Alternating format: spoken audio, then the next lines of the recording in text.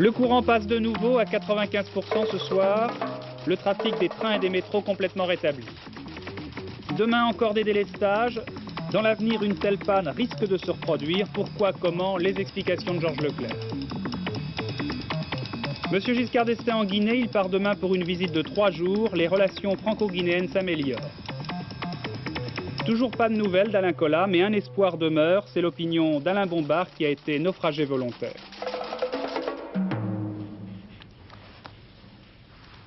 Mesdames, Messieurs, bonsoir. La France en panne d'électricité pendant 4 bonnes heures et parfois plus. Vous l'avez tous vécu, vous avez tous quelque chose à raconter sur cette extraordinaire perturbation qui a gagné la quasi-totalité du territoire français. Une partie de la Belgique et une partie de la Suisse à 8h27 ce matin. Seule l'Alsace a été épargnée par la panne. Doucement, très doucement, le courant a été rétabli à partir de midi. Il est aujourd'hui rétabli à plus de 95%. Il y a eu encore quelques petits problèmes il y a quelques minutes. Il y en aura d'autres demain matin, mais ce ne sera rien en comparaison avec ce qui s'est passé ce matin. Les trains bloqués en rase campagne, le métro entre 2 stations, les embouteillages, bref, la désorganisation la plus complète. Tout cela parce qu'un câble d'alimentation entre la Lorraine et la région parisienne avait sauté. 8h27 ce matin, une panne d'électricité paralyse presque toute la France. Dans les grandes villes, les rames de métro s'arrêtent. Les passagers évacuent les stations. À Paris, on ferme les grilles de la RATP. Les feux tricolores ne fonctionnent plus et d'importants embouteillages bloquent le centre des villes. De nombreuses personnes restent coincées dans les ascenseurs, nécessitant pour les dégager l'intervention des pompiers. Les chauffages ne fonctionnent plus. À Ussel, un chirurgien termine une opération avec une lampe de poche. Cette panne géante est la plus longue qu'ait jamais connue la France. Seule la région du Nord a été épargnée grâce au courant en provenance d'Allemagne. Les usagers peuvent se dire que si l'on n'a pas de pétrole et plus d'électricité, il reste encore la possibilité d'avoir des idées. Oui, en fait, je le répète, c'est plutôt l'Est que le Nord qui a été épargné. Et puis j'ajoute même que l'heure limite de validation du loto a été retardée de 2 bonnes heures en raison de la panne. Pour en venir maintenant à l'essentiel, c'est-à-dire à l'explication de ces gigantesques perturbations, il y a d'abord cette carte. C'est là que tout s'est passé, c'est là qu'un câble qui relie la Lorraine à la région parisienne a cessé de fonctionner. Et à partir de là, tout s'est écroulé comme un château de cartes. Le réseau d'interconnexion n'a pas suffi. Ceci malgré les prévisions de l'EDF qui avait dans ses statistiques annoncé pour demain 8h30 la plus forte consommation d'électricité pour l'année. Il paraît que c'est toujours le cas pour le 3e mercredi de décembre. Mais là, l'EDF a été prise de court, la consommation a été trop forte. C'est un incident quand même assez exceptionnel. Vous savez qu'il fait froid ce matin, il a fait plus froid, mais enfin il fait froid ce matin. D'autre part, l'hydraulicité est mauvaise, c'est-à-dire que nos barrages débitent peu. Et le résultat, c'est que nous étions vraiment tout près de nos limites, avec une marge relativement faible. Mais le problème, c'est que notre réseau est actuellement relativement fragile. D'une part, parce que si nous sommes capables de passer en moyenne production, nous sommes relativement limite. Et d'autre part, parce qu'il y a un profond déséquilibre actuel entre l'Est de la France, qui est relativement riche en production par rapport à sa consommation, et l'Ouest, qui est au contraire faible. Alors, dans les situations tendues, le réseau est très fragile parce qu'il est en quelque sorte déséquilibré du côté de l'Ouest, où on importe énormément. Donc, on peut craindre de nouvelles coupures. Eh bien, ce qui est exact, c'est que du fait que la France, comme beaucoup de pays européens, traverse une crise économique, il est de ce fait beaucoup plus difficile de trouver des financements pour investir et donc naturel que toutes les branches d'activité, y compris la nôtre, prennent plus de risques. Alors, ce qui est vrai, c'est que pour le passage des prochains hivers, nous prenons plus de risques que d'habitude. Alors pour bien comprendre les explications officielles, il faut essayer, Georges Leclerc, de décortiquer un petit peu la façon dont le courant est distribué en France. Oui, alors la panne s'est produite ici, rupture d'un câble de 400 kV, 400 000 volts. C'est en fait du courant qui est produit en excédent dans la région Est, qui produit plus qu'elle ne consomme, qui est distribué par exemple dans la région Ouest au moment où elle consomme plus qu'elle ne produit. C'était le cas ce matin. C'était le cas ce matin, c'est un réseau, vous voyez, nous avons représenté le réseau de 400 kV ici, il fait l'équivalent de 2 fois le tour de la Terre. Alors il faut dire aussi qu'il y a des connexions avec l'étranger. C'est cela. Il y a des distributions de courant. Les heures de pointe ne sont pas forcément les mêmes en France et à l'étranger. On peut donc à certains moments acheter du courant de l'étranger pour faire face à nos besoins et au contraire à d'autres moments en revendre.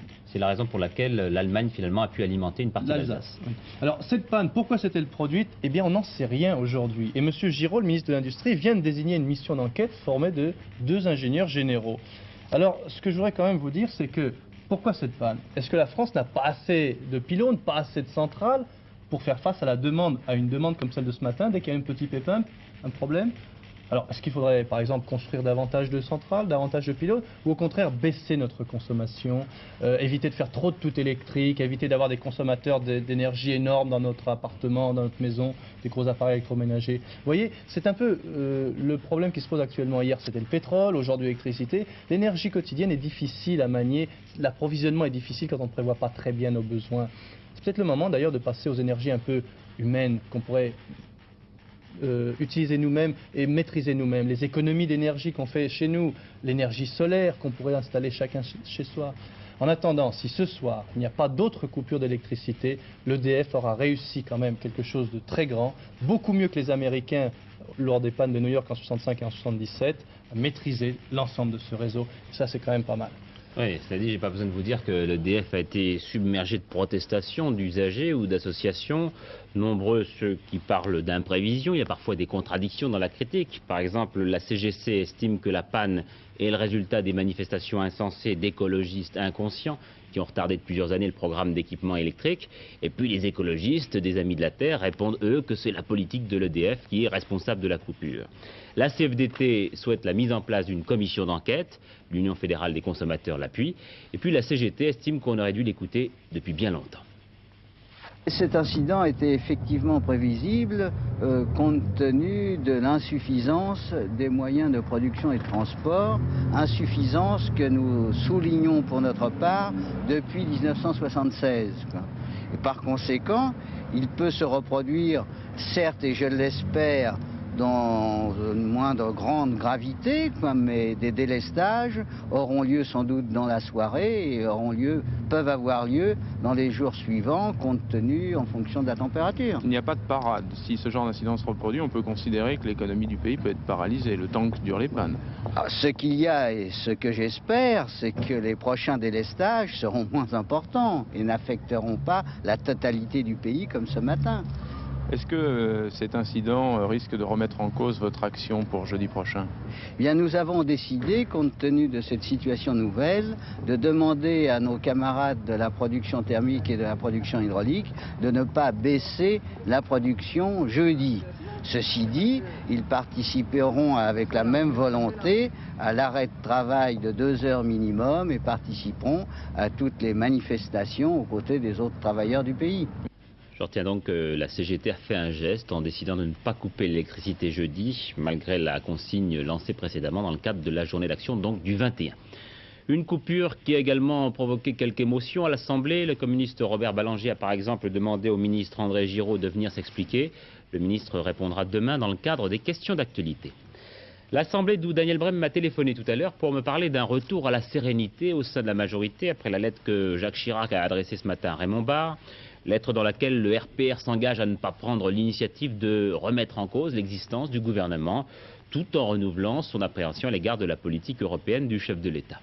Commentaire d'un député gaulliste, on est descendu des barricades. Bref, il semble que l'on puisse parler ce soir de désescalade.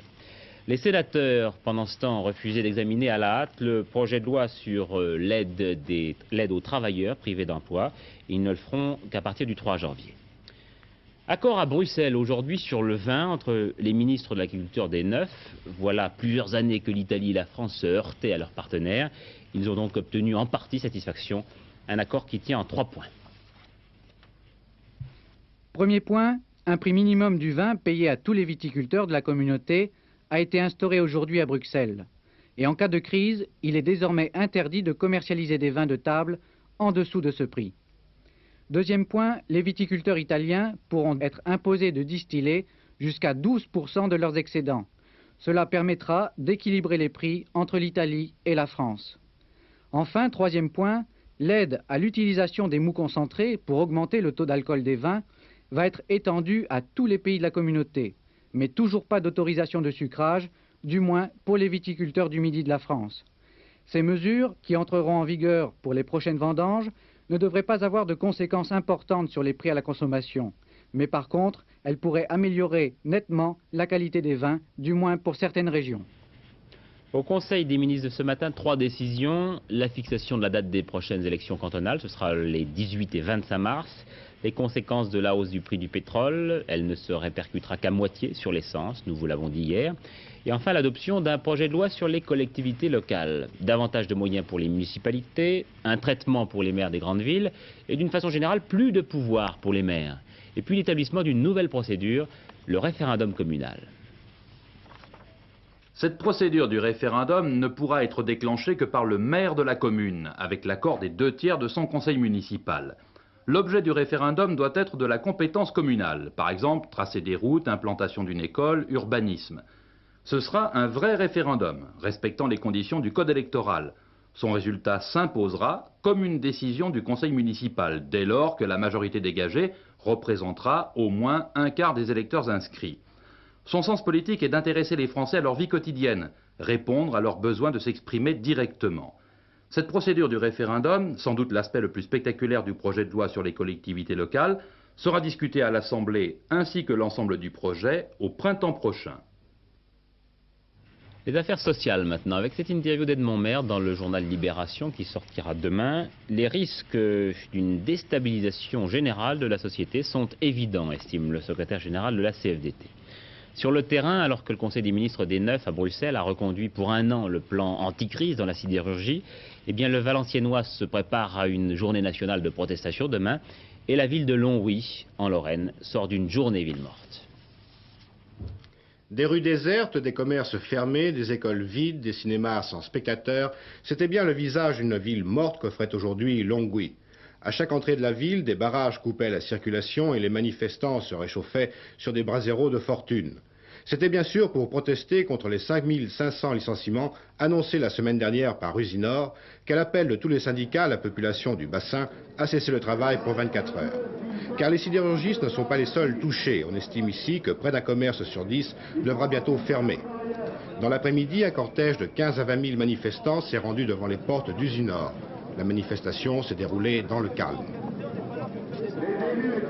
Et puis une autre manifestation aujourd'hui à Paris, celle d'un certain nombre de pompiers professionnels qui répondaient là à l'appel de la CGT, de la CFDT et de la CFTC. Les syndicats réclament la création de 30 000 emplois nouveaux. Il faut dire que dans certaines villes, celle d'Arras par exemple, la situation n'est pas loin d'atteindre le seuil critique. Pour un enfant, devenir pompier, c'est un rêve qui remonte au moins à Napoléon. C'est en effet l'Empire qui a créé ce corps d'élite. Le centre de secours d'Arras est intervenu plus de 900 fois depuis le début de l'année. Des interventions qui vont des opérations de plongée aux dégâts de tempête en passant par les sauvetages d'animaux. Les incendies viennent en tête, suivis par les accidents de la route, avec, comme ici, la désincarcération d'un blessé, prisonnier des tôles.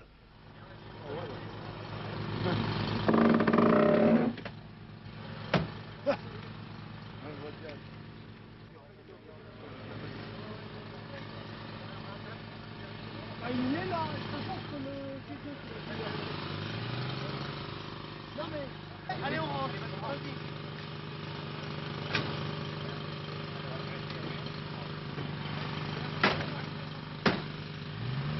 10 minutes après l'appel au secours, le blessé grave est amené au centre hospitalier, accompagné d'une assistance médicale. 20 minutes plus tard, la route sera rendue à la circulation. La complémentarité entre pompiers, médecins et policiers est évidente ici, au même titre qu'une compétence sans faille. Je crois que l'incendie et l'accident ont ceci de particulier qu'ils ne passent pas les erreurs. Je pense d'ailleurs que les sapeurs-pompiers, qu'ils soient professionnels ou volontaires, considèrent la fonction de sapeur-pompier d'ailleurs plus comme pratiquement une mission que d'un métier proprement dit. 1 heure par jour est consacrée à l'enseignement théorique, études de plans, de secteurs ou d'autoroutes, mais aussi des cours de chimie ou sur les matériaux nouveaux. Le pompier est un spécialiste, le matériel est efficace grâce à un entretien rigoureux, mais les effectifs sont insuffisants. Comment voulez-vous que nous ne soyons pas inquiets ici à Arras par exemple, quand nous avons plus de 120 000 habitants à défendre, répartis en 81 communes, un effectif du corps réduit à 9 sapeurs-pompiers professionnels par jour? pour défendre cette population. Nous sommes parfaitement conscients que certains jours, qu'à certains moments, il y a des risques pour la population et que ces risques, nous voulons les dénoncer. Pour le district urbain, Arras et 81 autres communes, soit 110 000 habitants, il y a par roulement de 24 heures 2 hommes pour répondre aux appels et 7 prêts à intervenir.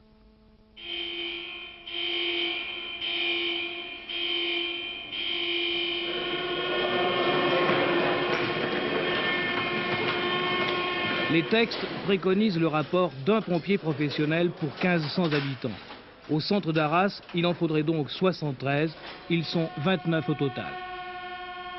Côté pouvoir public, on estime que des améliorations sont possibles, mais on insiste sur leur coût financier et l'on attend des décisions ministérielles. C'est dans ce sens que la plupart des pompiers seront à Paris pour la journée d'action nationale. Pas tous, 9 resteront sur place pour assurer leur mission. Et précisément aujourd'hui, ils ont eu fort à faire. À l'étranger maintenant, d'abord l'arrestation il y a quelques heures de Madame Gandhi, qui pourtant avait été réélue députée il y a quelques mois et qui l'année dernière avait déjà passé quelques jours en prison. On reproche toujours à l'ancien Premier ministre indien des abus de privilèges. Et puis l'Iran qui après les manifestations de la semaine dernière semble entrer dans une phase plus politique. Le roi poursuit ses consultations dans l'espoir de former un gouvernement civil. Mais ce sera difficile. La population est sortie de sa léthargie et elle aura du mal à oublier le passé. Le passé, c'est par exemple la SAVAK, la police politique iranienne. Elle a arrêté, elle a torturé, là on le savait. Mais ce soir, Antenne 2, grâce à Bernard Benjamin et Daniel Mayos, est en mesure de vous apporter son témoignage. Elle l'a recueilli de la bouche d'un homme qui vient de sortir de prison il y a 3 mois, qui a été torturé pendant 3 ans, et qui, vous allez l'entendre, est encore visiblement sous le choc. Il s'exprime très lentement. Ses premiers mots sont pour expliquer ce qui s'est passé quand il est arrivé au comité. Le comité, c'est-à-dire une prison de sinistre réputation à Téhéran. 10 minutes après mon arrivée au comité, j'ai été amené dans la chambre de torture. Et dès lors, je suis passé 14 jours sous la torture. Flageolement, avec des différentes sortes de câbles. Des chocs électriques, être suspendu par les mains, être réveillé des nuits entières avec les mains attachées à mon dos, être brûlé avec des câbles électriques, rester nu au froid, la tête mise dans l'eau froide, jusqu'au suffoquement. Apollo. Apollo, c'est une machine à torture qui soumet tout le corps, la tête compris, sous une intense pression. Les 10 tortures étaient infligées tous les jours et plusieurs fois, jusqu'à évanouissement. Après 14 jours, j'étais amené à l'hôpital la 2e fois. J'ai subi la torture pour 8 jours. J'étais encore à l'hôpital pour pouvoir supporter la 3e étape de la torture qui était à recevoir une portion de flageolement pour plusieurs jours. En même temps, des corps sur la tête et pieds et sur les blessures étaient exercés régulièrement. Maintenant, après 3 ans, je souffre encore de douleur dans mon corps. Voilà, bien que notre caméraman Daniel Mayot ait en partie masqué le visage de cet homme, je n'ai pas besoin de vous dire qu'il a pris des risques quand même. Début demain de la visite de Valéry Giscard d'Estaing en Guinée. Un voyage qui durera 3 jours et qui marque le net réchauffement des relations entre la France et la toute jeune République de M. Sékou Touré. Elle a tout juste 20 ans. Un survol maintenant de ce pays situé à la pointe extrême ouest de l'Afrique avec le premier reportage de Michel Meyer. Le dernier président français accueilli dans ce stade de Conakry a été Charles de Gaulle. Depuis, les fêtes et cérémonies nationales de la Guinée du président Sékou Touré ont eu le temps d'accentuer leurs allures de rassemblement populaire à la mode de l'Est. L'influence de l'URSS et de ses satellites d'Europe de l'Est est en effet sensible sur les rituels de la vie politique intérieure et sur les structures du pouvoir dans le pays. Cette influence se perçoit jusque dans la mise en scène, à la cubaine, des défilés et spectacles militaires d'un État qui se veut socialiste, mais qui est surtout très soucieux de son indépendance. Petite révolution, Andrew Young, l'ambassadeur à l'ONU du président Carter, était venu applaudir les exploits des Jeux de l'indépendance. En fait, la présence d'un émissaire du président américain à Conakry n'a plus rien de paradoxal. Cela malgré le ton des discours du congrès du Parti unique guinéen. Le peuple guinéen, quant à lui, reste fidèle à la voie choisie, celle de l'édification. Le président Sékou Touré continue de fustiger le colonialisme et l'impérialisme. Mais il ne pense plus uniquement aux Occidentaux en prononçant ses leitmotifs africains. Les diplomates des pays de l'Est ne s'y trompent point. La Guinée s'ouvre à l'Ouest de façon spectaculaire. L'ambassadeur soviétique offre certes une statue de héros du socialisme aux frères guinéens. Il ne peut cependant ignorer un changement radical de climat.